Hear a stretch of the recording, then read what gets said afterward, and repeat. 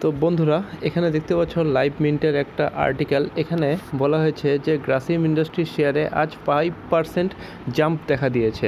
কিসের জন্য এই জাম্প এসে দেখা দিল সেটা হচ্ছে মর্গ্যান অ্যান্ড স্ট্যানলি, যেটা গ্লোবাল ব্রোকারেজ সংস্থা, গ্রাসিম ইন্ডাস্ট্রিকে আপগ্রেড করেছে এবং 34% আপসাইড টার্গেট দিয়েছে। দেখো, কোনো স্টকে যখন একটা গ্লোবাল লেভেলের এত বড় ব্রোকারেজ 34% আপসাইড টার্গেট দেয়, তখন মার্কেটে এটা কিছুই না।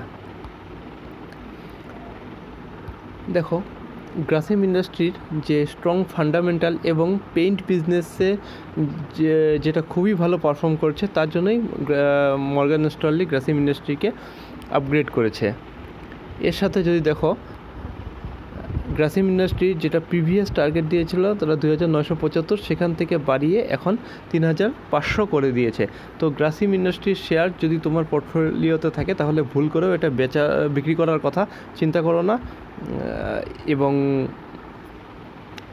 আর যদি নতুন করে ইনভেস্টমেন্ট করার চিন্তাভাবনা করো তাহলে অবশ্যই তোমার নিজের অ্যানালাইসিস করো বা নিজের ফান্ড ম্যানেজারের সঙ্গে একবার ডিসকাস করে নিও। ধন্যবাদ।